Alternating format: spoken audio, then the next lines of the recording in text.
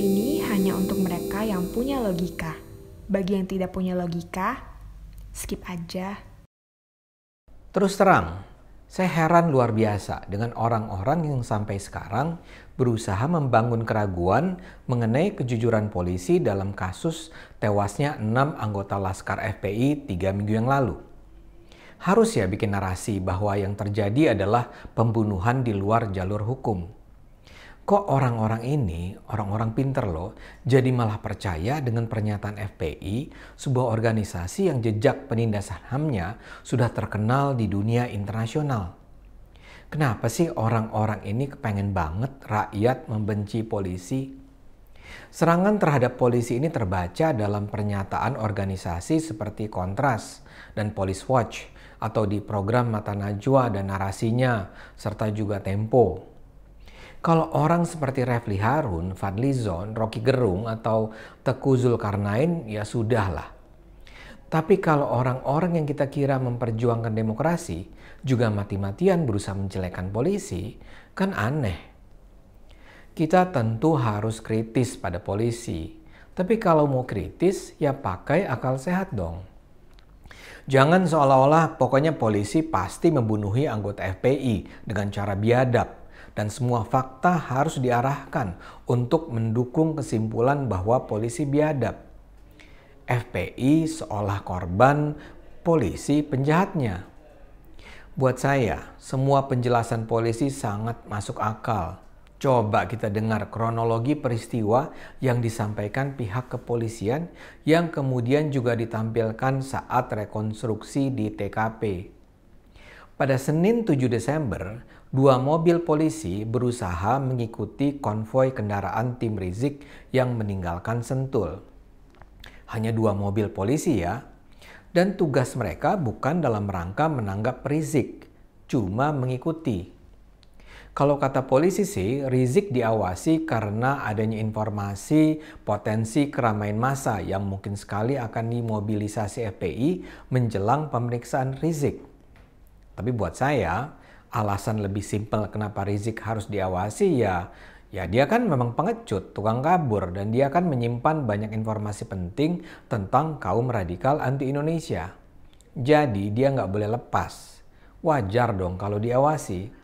Jadi begitu tim pemantau yang terdiri dari 7 orang polisi tak berseragam ini melihat rombongan mobil Rizik keluar, mereka pun menguntit. Diperkirakan ada 9 mobil dalam rombongan Rizik. Dari percakapan yang terekam dalam alat komunikasi Laskar, diketahui jelas bahwa mereka sadar bahwa mereka sedang diikuti polisi. Karena itulah dalam perjalanan di tol ada 2 mobil dari tim Rizik yang bertugas mengganggu dan menghalangi laju 2 mobil polisi. Dan sukses. Mobil polisi akibatnya tertinggal jauh dari rombongan Rizik. Kedua mobil polisi ini pun juga terpisah, tidak beriringan. 1 mobil polisi melaju dan harus berhadapan dengan 2 mobil Laskar FPI, sementara 1 lagi tertinggal. Mobil Laskar FPI itu kemudian keluar dari jalur tol di daerah Kerawang dengan diikuti 1 mobil polisi.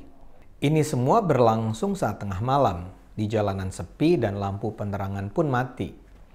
Tiba-tiba saja mobil polisi ditabrak dari sisi kiri. Yang menabrak kemudian melarikan diri. Mobil Laskar FPI yang kedua berhenti dan dari dalam mobil keluar 4 orang dengan membawa parang dan senjata tajam. Mereka menyerang dengan memukul-mukulkan senjata ke arah mobil polisi. Merasa terancam, polisi mengeluarkan pistol dan menembak peringatan ke udara seraya berteriak bahwa mereka adalah petugas. 4 anggota Laskar FPI itu kembali ke mobil, namun sebelum melarikan diri, 2 orang yang berdiam di dalam mobil menembak dengan senjata api 3 kali ke arah mobil petugas. Kejar-kejaran pun kemudian kembali terjadi, 1 mobil lawan 1 mobil. Dalam aksi itulah saat saling salib dari dalam mobil Laskar kemudian beberapa kali tembakan ke arah petugas. Petugas membalas juga beberapa kali, efeknya ternyata fatal. Tembakan polisi mengenai dan menewaskan 2 anggota Laskar. Mobil FPI sempat kembali masuk ke jalan tol, sampai akhirnya ban mobil Laskar ditembak sehingga kempes dan mobil harus berhenti di rest area kilometer 50 tol Jakarta Cikampek.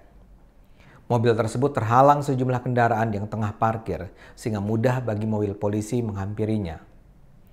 Laskar disuruh turun dari mobil dan saat itulah diketahui 2 orang sudah tewas akibat tembak-tembakan dalam pengejaran.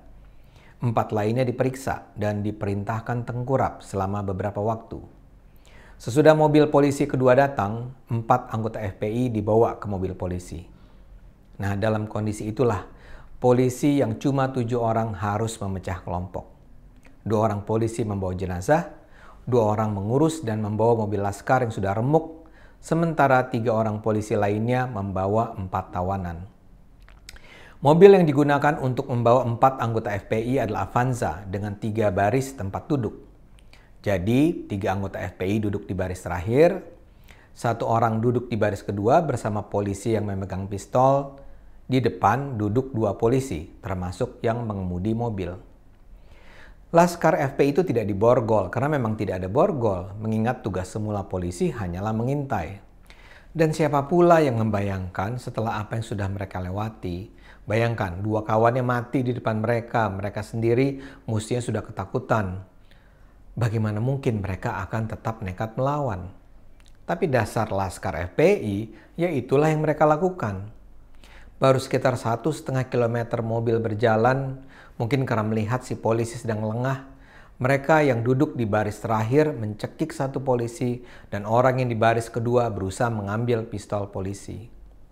Bagi polisi nggak ada pilihan, Anda membunuh atau Anda dibunuh. Polisi langsung berulang kali menembak dalam pergelutan di ruang sempit. Tembak-tembakan dari jarak dekat itulah yang mematikan keempat Laskar FPI. Itulah kronologi kematian 6 anggota Laskar FPI seperti yang dijelaskan polisi. Cerita itu sedemikian jelas, sehingga saya bertanya, kenapa kita harus tidak percaya? Di mana letak kejanggalannya? Dan mengapa kita harus percaya pada FPI? Rizik, Munarman, dan kawan-kawan yang berusaha menggambarkan bagaimana polisi berusaha menyerang mereka. Rizik mengatakan mereka sebenarnya sedang dibawa polisi ke ladang pembantaian. Munarman bilang yang mengganggu konvoi Rizik bukan cuma 2 mobil, tapi banyak mobil. Mobil-mobil polisi itu, kata Munarman, bukan cuma menguntit, tapi berusaha memotong. Dengan logika sederhana saja, kita bisa bantah cerita konyol itu. Kalau polisi memang berusaha menyerang Rizik, ya mereka pasang saja mobil-mobil penghambat jalan di semua pintu keluar jalan tol. Ini kok mobil Rizik bisa tidak terganggu mencapai tujuan? Sayangnya, genderang FPI ini disambut oleh kelompok-kelompok sipil. Wakil Koordinator Kontras bilang ada kejanggalan dalam hasil rekonstruksi. Menurutnya, kejanggalan utama adalah kok ada korban tewas di dalam mobil? Loh, memang kenapa kalau tewas di mobil? Koordinator Indonesia Police Watch juga bilang ada 3 kejanggalan dalam penjelasan polisi. 1, kok anggota FPI itu tidak diborgol padahal ketika Rizik ditahan saja langsung diborgol. 2, kenapa dipaksakan semua ke dalam 1 mobil sehingga overload. 3, kok polisi harus menembak untuk melumpuhkan anggota FPI yang tidak bersenjata?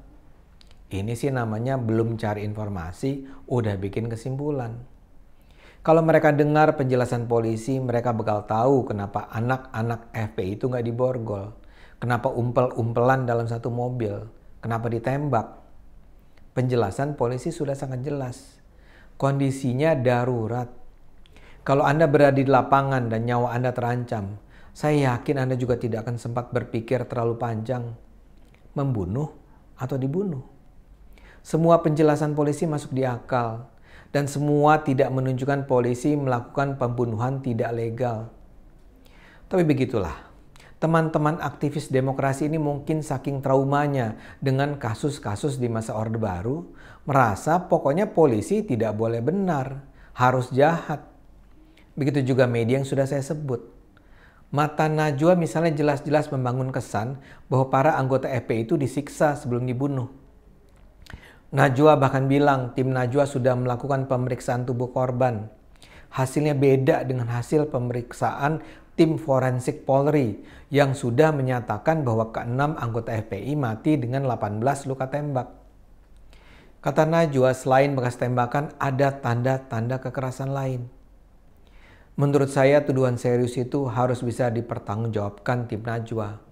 Mungkin pekan depan sebaiknya tim forensik dari Najwa dipertemukan dengan tim forensik Polri dan bicara di depan publik.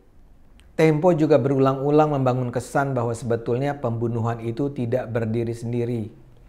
Di rest area tempat pembunuhan terjadi, digambarkan Tempo, sudah berhari-hari ada mobil-mobil polisi yang sedang mempersiapkan aksi penting, entah apa. Demikian pula Tempo menggambarkan bahwa para anggota FPI itu sebelum dibunuh disiksa dulu, ditendang dan sudah memohon ampun. Semua itu didasarkan pada cerita informan Tempo tanpa verifikasi. Penggalan-penggalan informasi ini sebenarnya nggak bicara apa-apa, tapi ketika dihimpun dalam kerangka tertentu, jelas mendorong orang untuk tidak percaya pada penjelasan polisi. Misalnya saja soal polisi menendang anggota FPI. Ya ini bisa sekali terjadi, bayangkan saja keadaannya. Mobil polisi itu ditabrak, diserang, ditembak, saling salib, kejar-kejaran, dan pada titik tertentu polisi bisa menghentikan para anggota FPI. Apakah ketika para anggota akhirnya bisa memaksa laskar itu turun, polisi akan memperlakukan mereka dengan penuh kasih sayang? Kalau ada polisi menendang anggota FPI, itu bisa sangat dimengerti. Tapi Tempo menggambarkannya seolah-olah terjadi kebiadaban.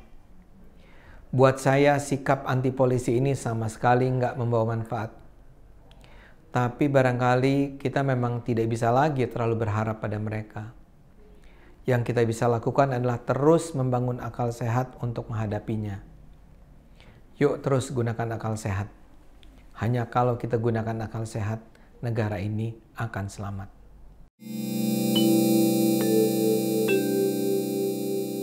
Video ini hanya untuk mereka yang punya logika.